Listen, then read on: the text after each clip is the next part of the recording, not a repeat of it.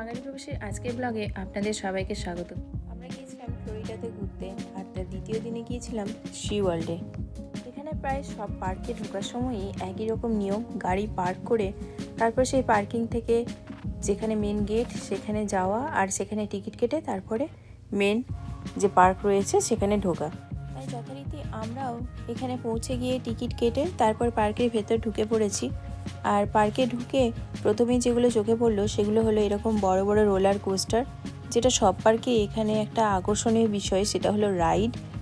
আর তারপরেই যেটা চোখে পড়লো সেটা হলো অনেকগুলো ফ্লেমিঙ্গো এখানে ঘুরে বেড়াচ্ছিল। বেশ সুন্দর লাগছিল দেখতে ফ্লেমিঙ্গোগুলোকে। এই পাখিগুলো এত সুন্দর হয় দেখতে, আর এক পায়ের ওপর এত সুন্দর করে ব্যালেন্স করে থাকতে পারে যে দেখতে খুব ভালো লাগে।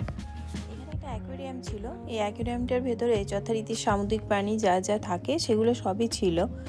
তাই আমরাও এখানের ভেতরে একবার গেলাম দেখতে কেমন এটা।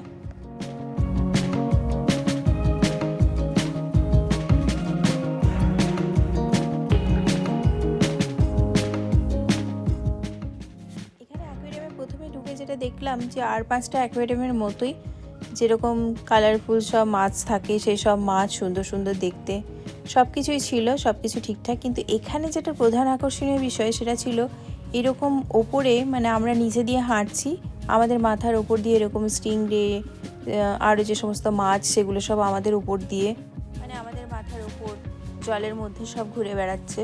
আর বাকি যেগুলো ছিল সেগুলো খুবই কমন, আরও 5টা অ্যাকোয়ারিয়ামে যেরকম থাকে কোরাল, তারপর অক্টোপাস, আরও বিভিন্ন রকমের মাছ, যেমন স্টিংরে তার মধ্যে ছিল একটা। আর তাছাড়াও বেশ কয়েক রকমের রং বেরঙের যে মাছগুলো আমরা সাধারণত দেখে থাকি অ্যাকোয়ারিয়ামে সেগুলোই। আর ছিল এরকম কিছু শার্ক, তার সঙ্গে পাফার ফিশ ইত্যাদি।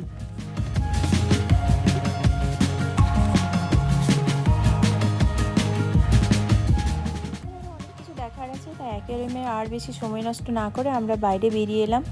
বেরিয়ে এসেই দেখতে পেলাম একটা জলের ফোয়ারা ছিল। এখান থেকে আমরা যাব এরপরে বাকি যে যে জায়গাগুলো দেখা রয়েছে সেখানে সি ওয়ার্ল্ডে। এরপর আমরা যেখানে গেলাম সেটা একটা গ্লেসিয়ারের মতো, আর এখানে রয়েছে পেঙ্গুইন ট্রে। এটা দেখতে হলে পরে ভিডিওটার জন্য অপেক্ষা করুন, আর চ্যানেলটা সাবস্ক্রাইব করে দিন। Thank you.